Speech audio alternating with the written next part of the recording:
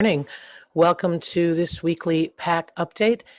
We are joining a couple of different enclosures. I am going to share here the pack holding area. This is where Grizzer is. Grizzer had some breakfast this morning. You may notice that we've had leaf out, and the benefit of leaf out is that it helps with cooling of the exhibit. If you're a scientist, you know about trees' ability to transpire and release moisture into the atmosphere. We're in a dry spell right now. Actually, northern Minnesota is kind of entering a drought stage, expecting to get some rain today, and hopefully that'll kind of calm things down a little bit. But Grizzer's pack holding area here has got a couple of trees you might notice that are kind of dying. Those trees are intentionally dead. Those are actually cut off balsam trees that sit into a little pipe because the smaller space has a harder time keeping trees alive because of soil compaction, probably a higher concentration of urine and feces that's making it harder for those trees to survive. We actually put some balsam trees in a tree stand, kind of like a Christmas tree, and those are scheduled to come out this week.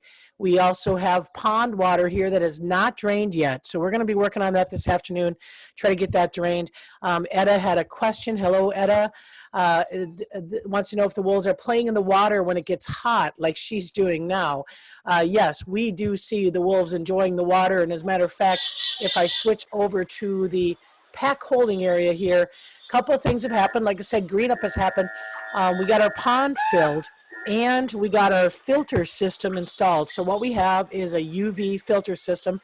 So UV light kills algae, and so it circulates by having water run through the pump underground to the upper enclosure and then kind of trickle down, and you can see a little bit of water movement here. It's not a fast moving pump system. It pumps 80 gallons per minute, and that circulating tries to keep the algae somewhat under control. And you saw, I believe it was Axel, run across the log there with the reflection. So when it's hot, the wolves go up in the woods. There's no doubt we are now in a clearly crepuscular activity. Dawn and dusk is when these wolves are up.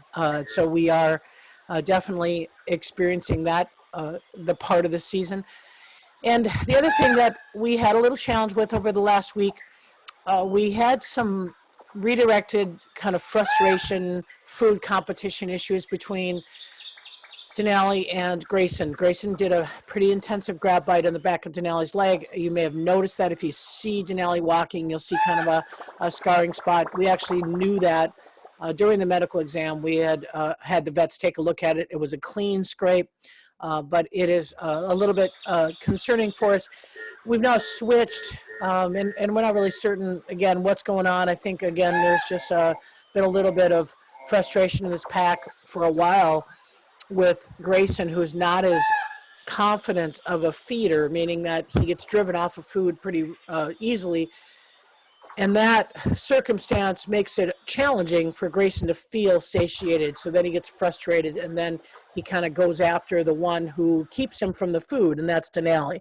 So what we've been doing is we've now been providing food. We thaw at least 14 pounds a day.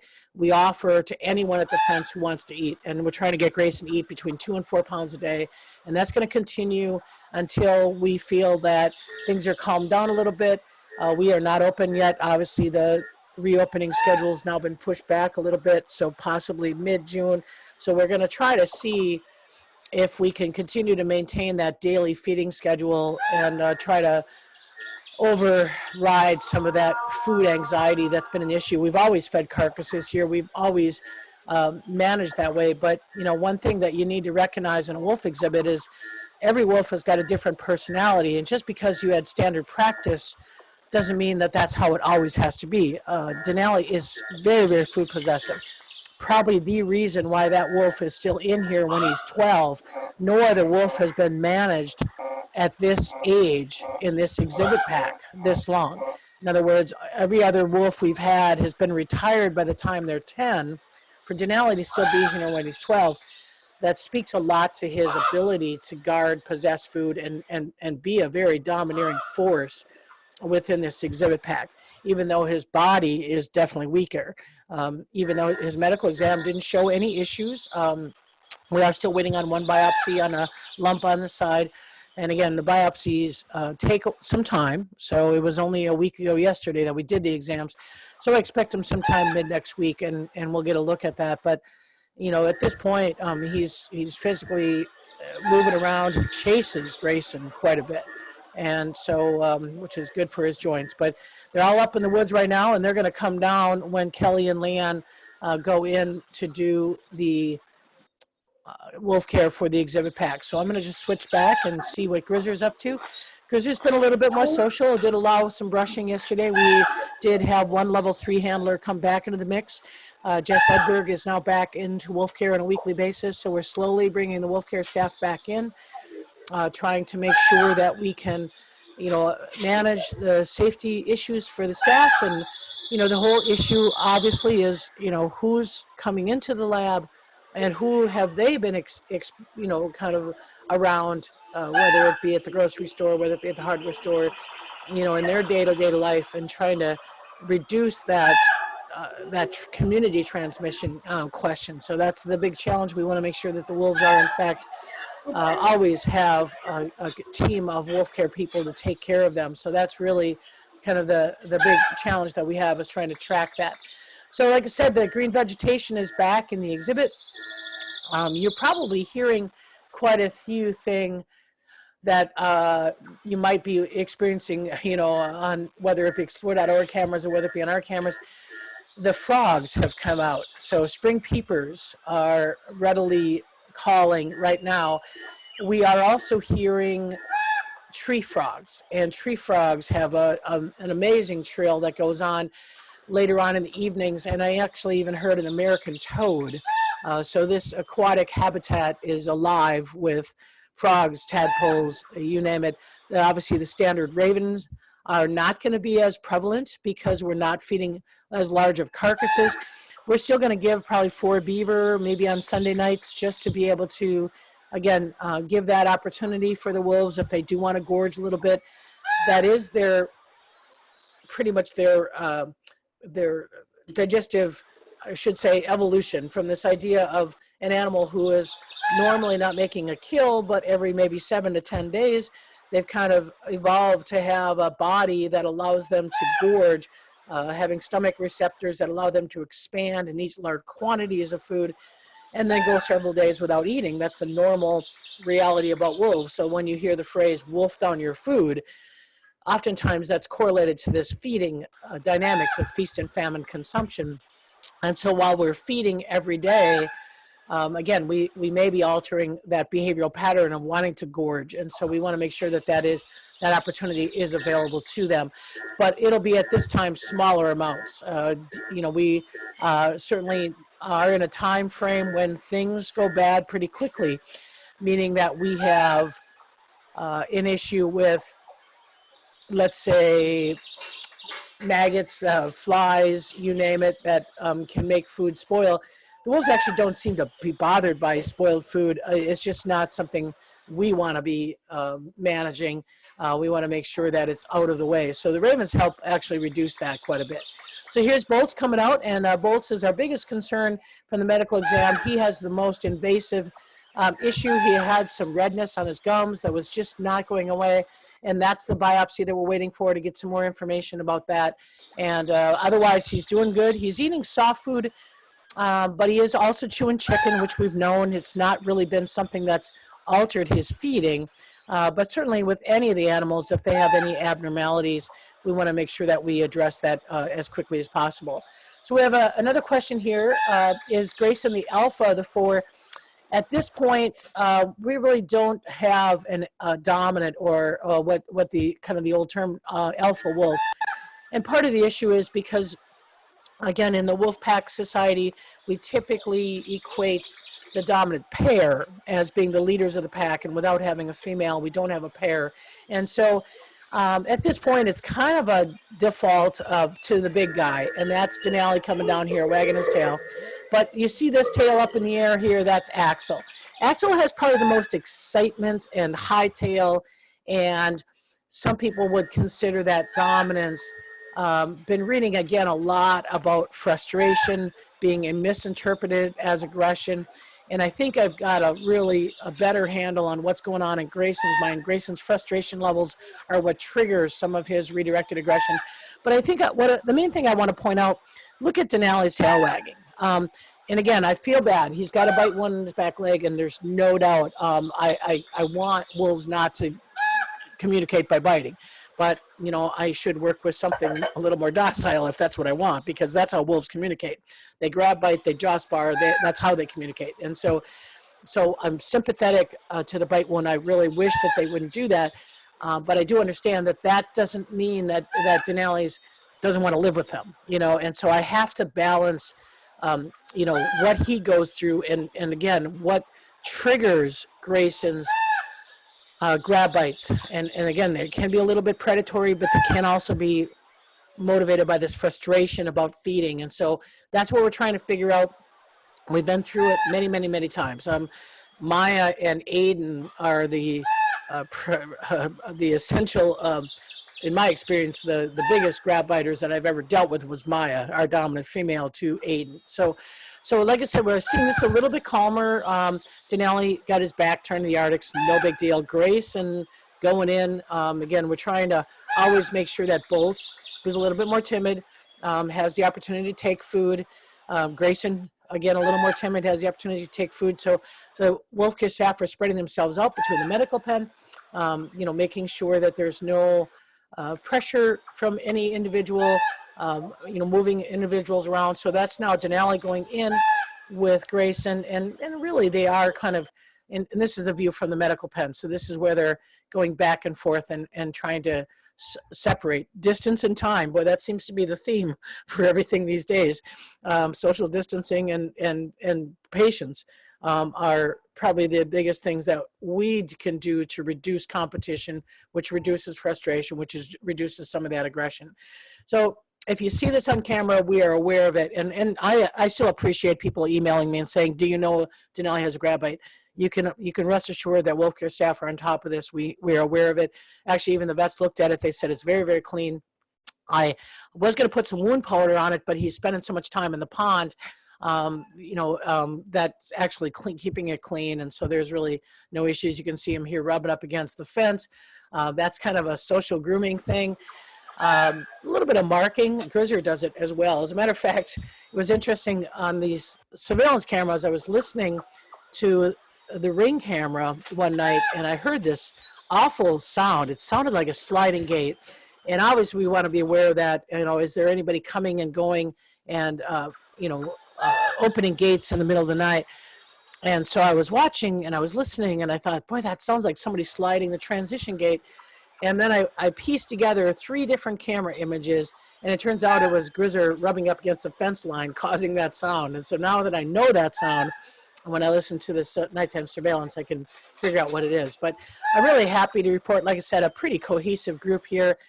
Of course they're cohesive. It's the summer. It's when, you know, prolactin hormone is naturally higher. You know, everybody's relaxed. Testosterone drops.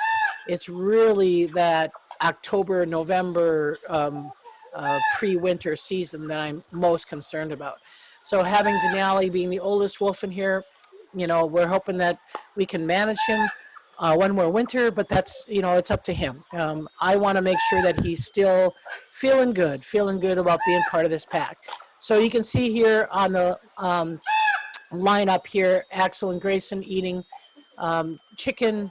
Bolt's being a little bit more timid. We're obviously keeping an eye on, you know, is that jaw issue, is that gum issue irritating him? But he's always a gentle eater. As far as hand feeding Bolts, you literally have to hold it. And actually, when he gets his meds, you can't take a meatball. You actually have to make a little ribbon out of it and hold the whole thing. It's ludicrous. I mean, these are wolves. You'd think that they could just set down a meatball and they would eat it. But spoiled wolves, which we've been learning, is a kind of our pattern here, is something that requires a little bit more patience. So Grayson's eating pretty well, and Axel's actually on the right. That's Grayson on the left. Grayson looks like he's getting a good supply.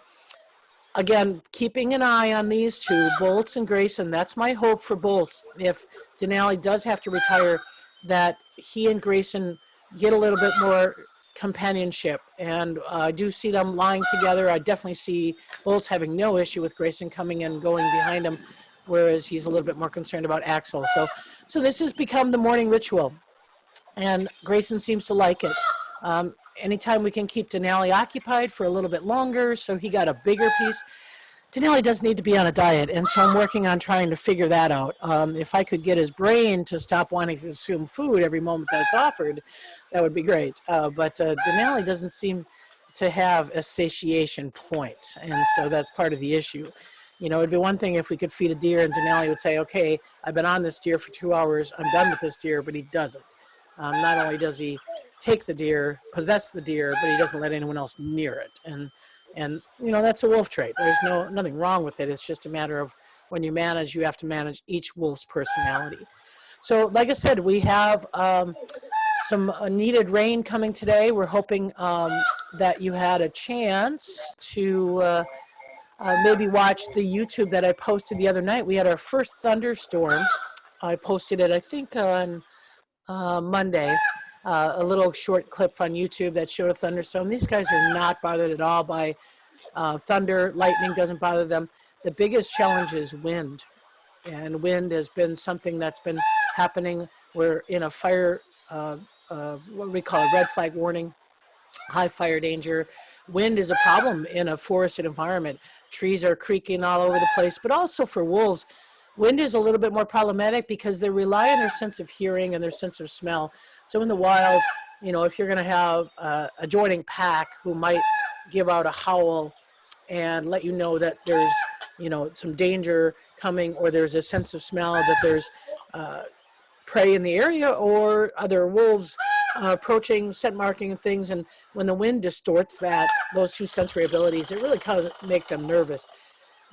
We see the same thing in captivity. They just get all tense about wind, and so we've had a lot of wind in the last couple of days. So we're looking forward to a rainy period. It's very calm today. That can impact the activity as well. So like I said, I'm watching a really good feeding here. Axel on the left, and some people are having a hard time telling Axel apart. Axel's got that long sweeping nose. If you see him standing between he and Grayson, Axel's nose doesn't have the dip right below the eyes like Grayson does. Grayson's eating right now in the front. Grayson has a little spot of hair that's gone on his left shoulder, but we're brushing Axel. Axel loves to be brushed, so we're continuing to brush hair, even though we don't think that we can use the hair. In the past, we've had products that we could make, but there was some clarification on some permitting issues with our CITES permit for our Convention for the International Trade of Endangered Species, which Axel and Grayson are CITES permitted from Canada. Their permit was not listed as commercial. Their permit was only listed as educational. So once we got some clarification on that, we discovered that we could not make a commercial product from their hair. So we still brush them because obviously that makes them feel better.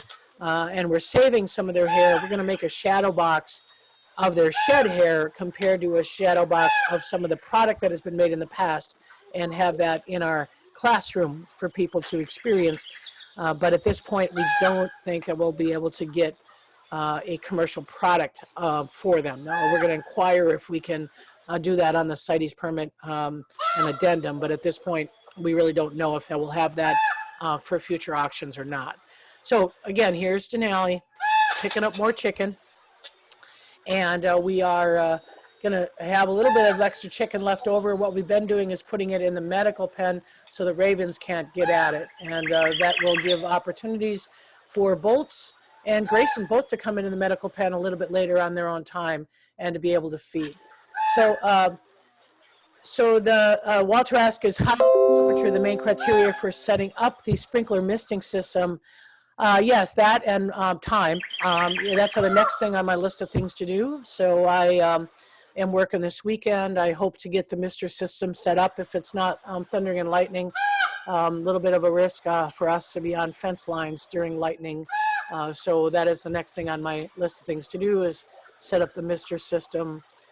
We've had 80 degrees. I think we hit 80 this week. So that's the warmest it's been. typically I don't have 80 degrees until June. So that's another Minnesota challenge, is we are getting hotter weather earlier in the year. That is definitely, if you look at some of the climatology forecasts for Minnesota, some people are predicting in 50 years, Minnesota is going to be just like Kansas. And so no offense to Kansas, but I think you have warmer weather than we do typically in May. So I will do the exhibit pack first, there, Mr., and then Grizzlies Mr. will come in second. We are doing a little bit more work in Grizzlies Enclosure in case we do have to retire Denali or bolts in the future. They would be moved to the east side, and the east side is this area over here that Grizzly currently uses. Its fences are not high enough for a wolf like Bolts or Denali. Well, probably Denali, because I don't think Denali's a jumper, but Bolts is. And so if by chance we have a circumstance where we have to retire both of them this fall, we want to make sure that's ready. So that's going to be something we're going to start probably here in mid-June. We still have ice back in this enclosure, actually, on the north side. So we're waiting for that to go, and making sure all scenarios are addressed. We do not know if Bolts would go in. That would not be our preference to retire Bolts, but because Bolts is very reliant on Denali for his security, we want to make sure that, if he can't manage without Denali, that we have an option for him. So again, we never know, but you always have to go through every possible scenario and make sure that that is addressed. So again, as far as wolves here, Denali eating more chicken than he should. Axel still looking like he's hungry. Bolt's feeling very comfortable next to Axel. That's a little unusual. Grayson looks like he is done. And we are, again, going to continue to feed. That's our goal, is because everybody's level of comfort and satiation is important at this time. So Betty asked, is this the time of the year those pesky black flies are back? Yeah, the black flies are not the issue for Bolts. They are back. I was out fishing yesterday and reminded myself of sandfly blue is a color you do not want to wear in May. So I was wearing a blue hat when I was fishing, and lo and behold, I was the one who had all the sandflies in the boat. The sandflies are, some people call them black flies. They're really small gnats.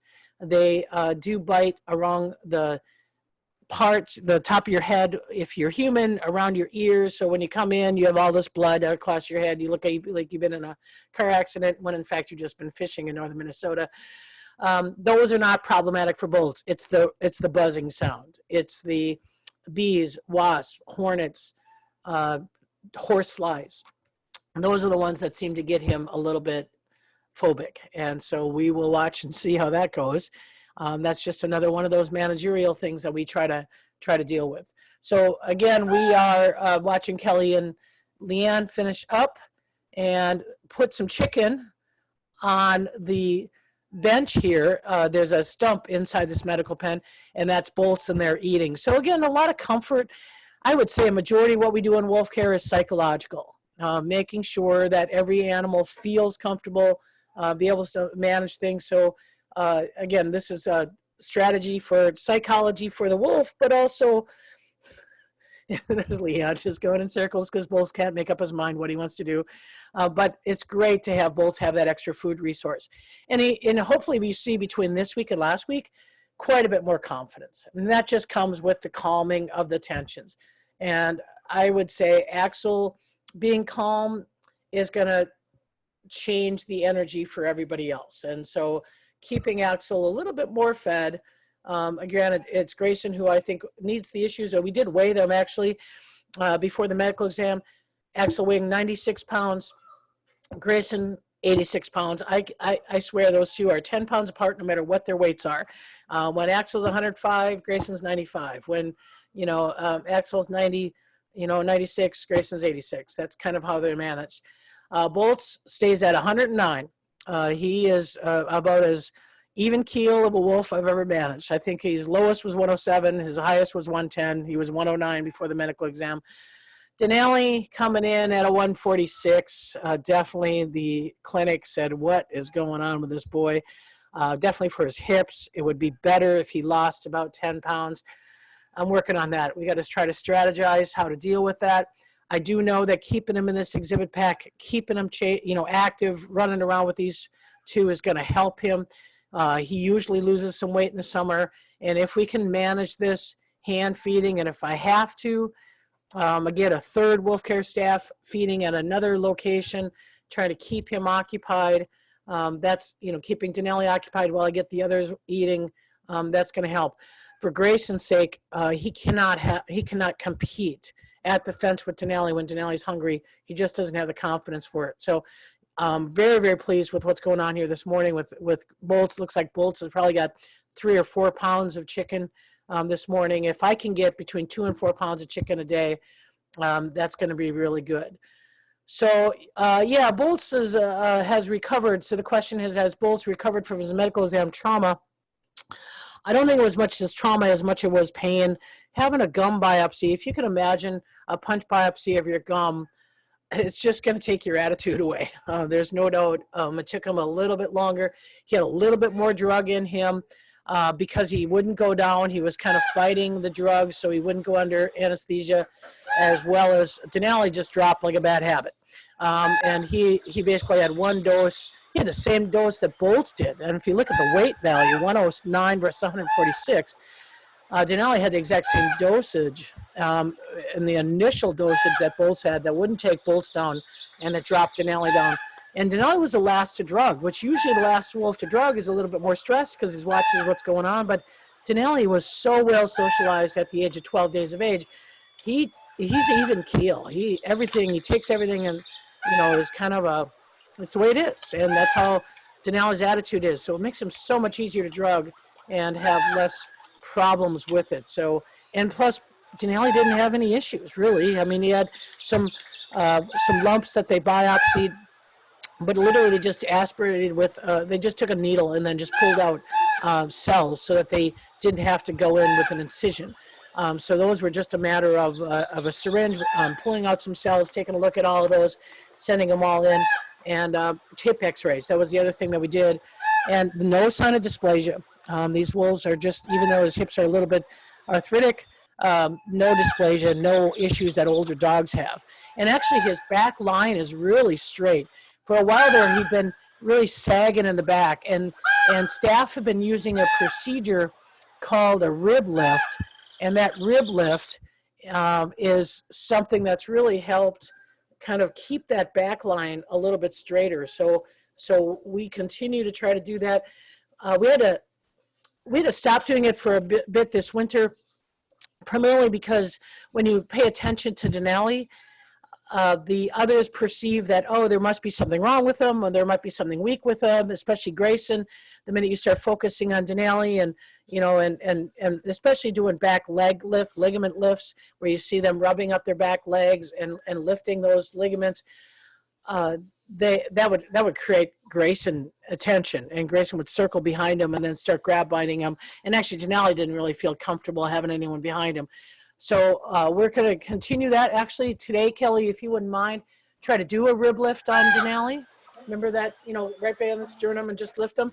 See how he is about some leg lifts on the back ligaments, and then you get an inspection on that bite wound to see how it's doing. Looks pretty good from the camera angle. So cool. So that's kind of where we're at with wolf care. Again, Axel, see that little ski lift nose there, little straight line nose, and then Grayson got a little dip in his nose. Even the ravens are a little bit calmer because the ravens are nesting right now, so you're not going to see as much congregation of ravens, plus there's no food left over. All the food was put in the medical pen. At this time, the ravens have not been able to, that we know of, not able, but willing to walk into that confined space of the medical enclosure. So that kind of makes it a little bit easier. We had been leaving it out on the rocks, and that just created more food for the ravens. So like I said, that's where we're at. Assuming we still have the filter system running. Now with the vegetation, it's hard for me to see the water flowing, but it looks like the pump's running. I did not go in the enclosure this morning and double check, but it looks like the water's flowing. And the main thing, again, about the water, circulating is it keeps debris out of that pond. The UV filter, having that ability to, again, zap that water with UV light as it goes through the filter system, that'll control some of that algae and to keep that pond cleaner. They do drink out of it, and that is one thing that we always want to make sure of. They do have a water. They have 2 waters in here, but they choose to drink out of the pond water. And they obviously wade in. Denali especially likes to go chest deep in, cool themselves off. Bolts does not have a lot of undercoat. He doesn't have very thick guard hairs either. Again, I don't know if that's just a subspecies difference, although I've had Minnesota subspecies who have had thick guard hairs, so that just may be a Bolt's issue. Could be something to do with stress hormone and cortisol and how your hair develops as well. See a little bit of focus there. He just got a little anxious, his tail dropped there when the 2 Arctics were behind him. But Denali's coat is so thick. The wolf care staff said they started trying to brush him yesterday. Nothing's coming off of Denali. So I keep telling the vets, trust me, there is a thinner wolf under all that hair. We're just trying to figure out how to get down to it. But no doubt he does need to lose a little bit, and we'll continue to work on that. So the nice thing about Denali, very, very willing to allow staff to do whatever he needs. Again, the benefit of socializing at 12 days of age compared to Bolt's 30 days of age. Bolt's actually yesterday and Wednesday, Jess Edward came in, and Bolt's likes Jess. Bolt's has very few people that he allows to handle him, and he did allow some butt scratches and some interactions with the staff. Not a lot of brushing, but definitely interacting. And there's Bolt's over by Grizzlies gate there. And so Kim asked, has Denali constantly had low cortisol levels over the years? And might be a lesson for all of us. Yes. Well, cortisol is one of those challenges. We've been only doing blood cortisol, and we are starting to, again, develop some protocol with a new lab that's in town that will be sampling for us. And they have the challenge with blood cortisol and even urine sampling is if you're in a circumstance where you're ramping them up to get the sample, cortisol is so responsive to that stress of the sampling that it may not be all that reflective. And so we're like I said, we're working with a lab. We've got a lab in town now that has just opened up and has given us some sampling techniques. And fortunately for us, Denali is fairly easy in his urinations to be able to get a sample without having to follow him around with a cup, meaning we can just put down a food bowl or a bowl next to where we put food, and they're all like to mark. And so, especially Axel, so we can get a sample from a bowl next to a food bowl. So they mark the food bowl because it's a marking behavior of what they just ate, and we have a clean bowl, sample bowl next to it, and we can get a sample. So anyway, so we'll keep an eye on that, and that is one of the management techniques. We have to come up with some techniques on how to keep this pack together in the absence of new pups. This would have been our pup year, but now we would have had pups all, running around the yard and being a focus of the pack. Now we don't have that, and so we have to find ways to distract or block. Those are our 2 methods of management. So distract means if there's something going on, bring out something that's a little bit novel stimuli, or block them. Blocking a wolf is very, very hard because it's in our experience, the wolves, when you try to block them, they're like, oh, you don't want us to have that? Let me work even harder to try to get it. And so distraction is our #1 tool, but if I have to, blocking is the next tool. So the good thing is you can see that's Axel, again, rubbing up, social engagement, trying to get Kelly's attention. This is why 2 wolf care staff are important, but Leanne's doing scat yet. We do not want the scat bucket people to interact with the wolves. That's one technique that we have for new people, to pick up a scat bucket so that they can use that as a block. And you may have seen us working in the pond filter this last week. And we had Leanne up on top of the pond, around the pond housing, and blocking the wolves to keep them away.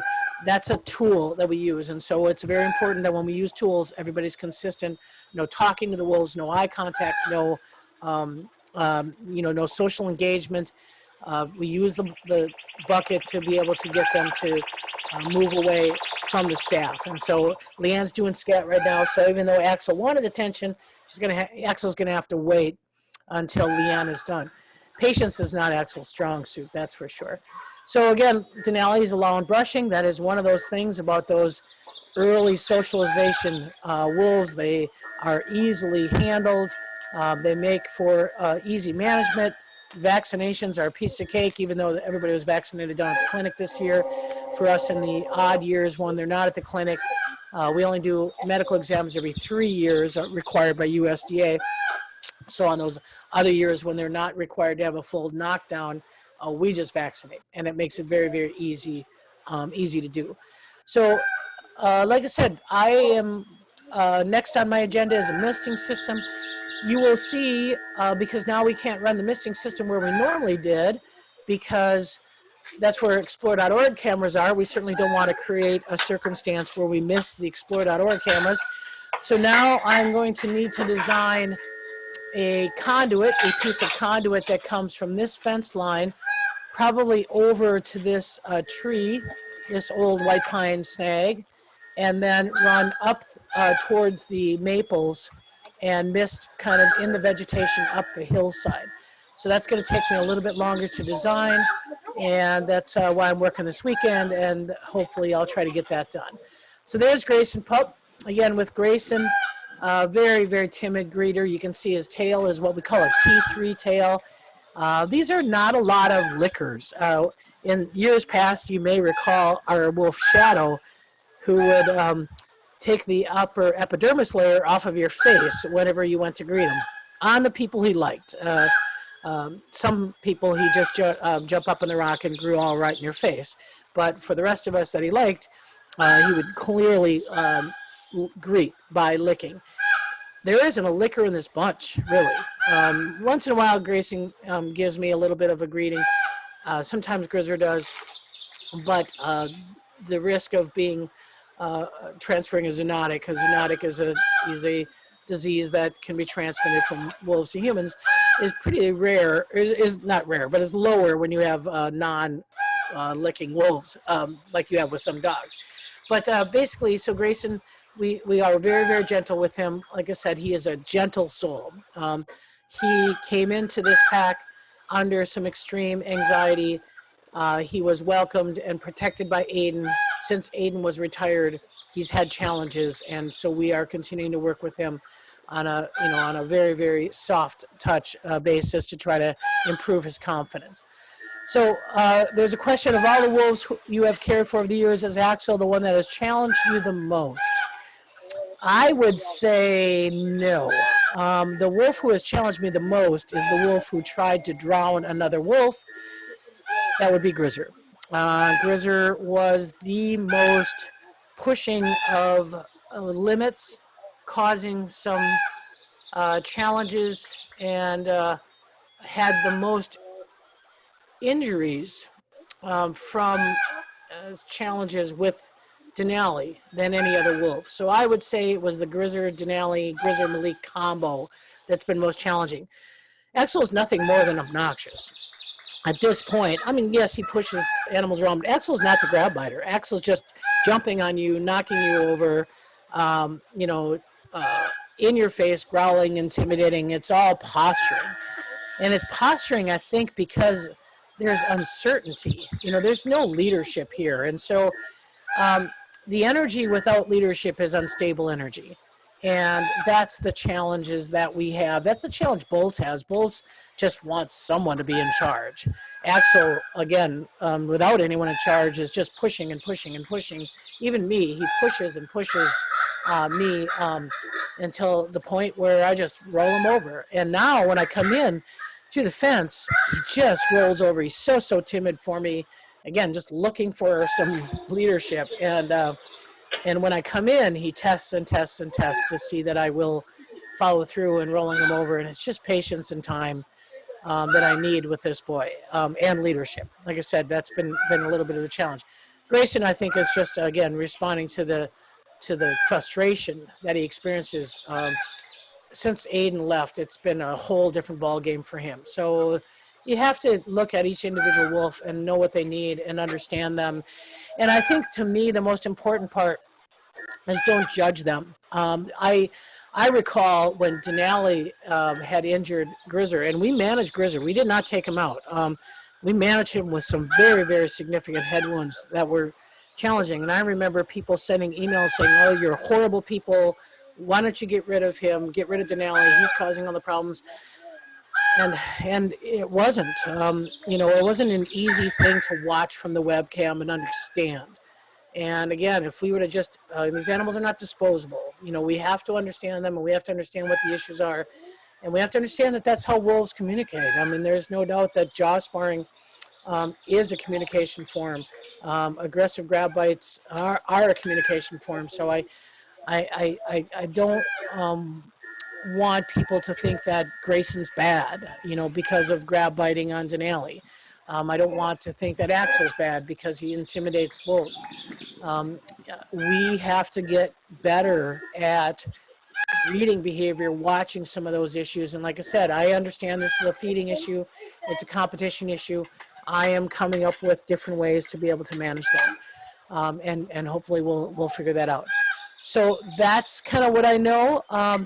And then there's another question. There's a time when the Explore.org chat will have staff joining in. Yes, I believe they're working on the schedule right now.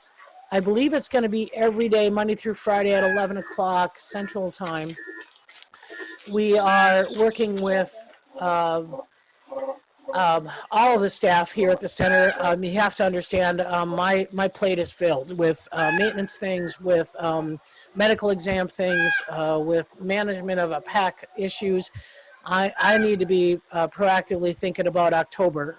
So I'm not going to have a lot of time for me to join the Explore.org chats. I can certainly be available if there are questions that other people can't answer, but I think there's a lot of questions that are kind of repetitive on that a lot of the staff are able to manage. So I think that's what we're going to see with Explore.org, and hopefully we'll come up with some a time frame. I'm going to be resuming our regular wolf care webinars. I think June 18th is the next one.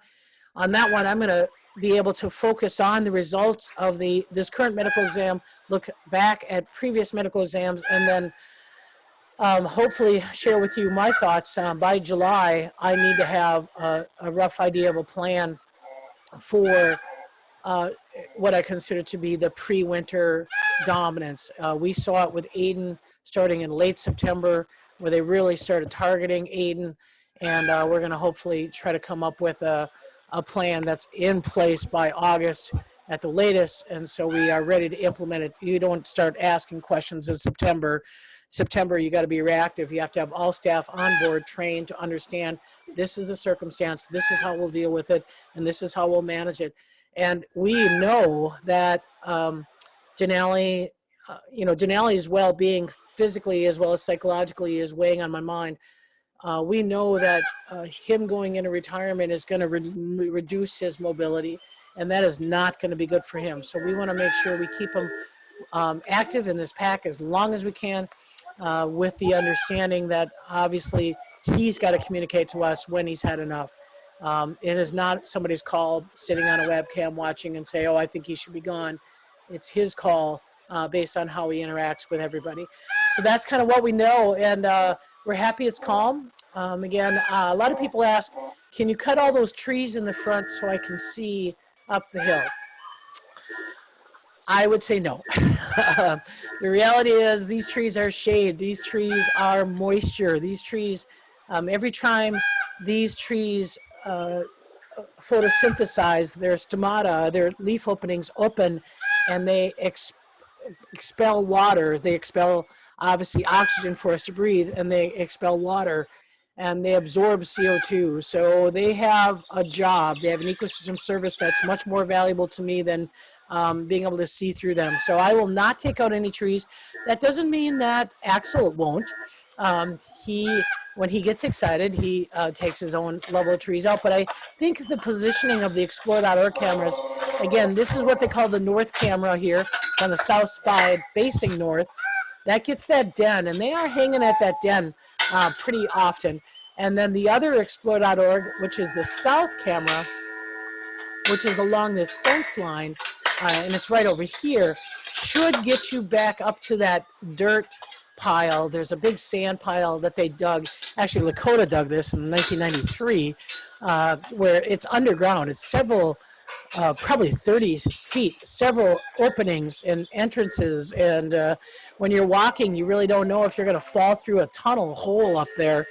Those are in view of the explore.org camera. So it's a good view of the boys. And the other thing, too, I think they have some great snapshot capabilities. There's a gallery at the explore.org website where you can see where people have captured images. As a matter of fact, I pulled that great image from my last YouTube of all four of these guys with both sitting. They're all watching a squirrel up in the tree, and they're all four together. So one thing that's kind of nice about, for me, is I can go back to the gallery and I can see what's happening kind of through other people's eyes, and I can, get a sense of what's going on with the pack. So I really do enjoy that. It's a great partnership. It's again something that just has been tremendous. I mean, the explore.org people installed the fiber optic line to the lab that even allowed us to do this. So we had no capability prior to explore.org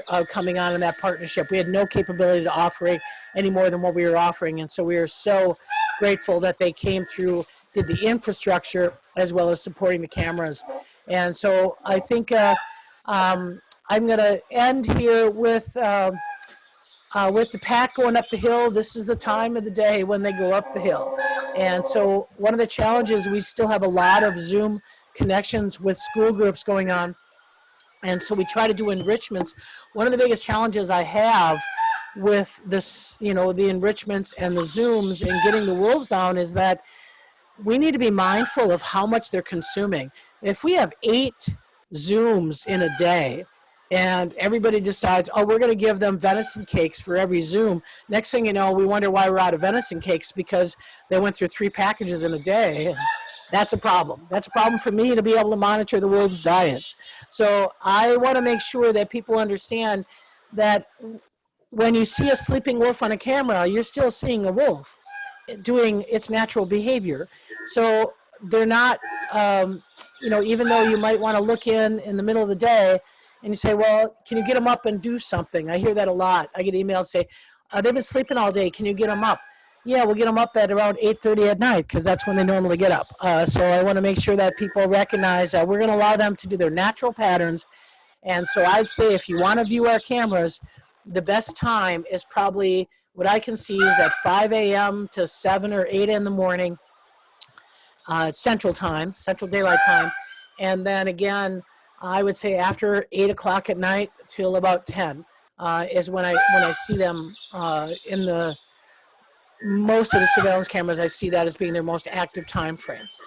So again, we will try to resume maybe a carcass feeding on Saturday nights when we open. At this time, we do not have a given time when we're opening. So that means that I will resume another, I thought this was my last one, but I guess we'll be back on the 29th for a Friday pack update.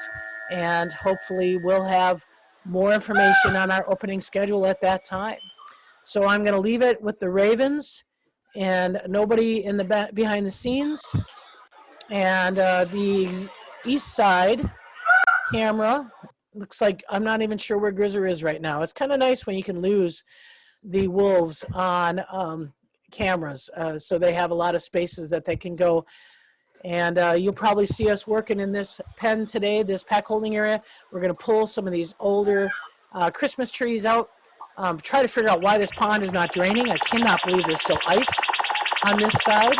And we're going to actually stain some of these upper walls here today. So that's going to be the activity for the wolf care staff today, as well as working on Mister. So thanks for watching.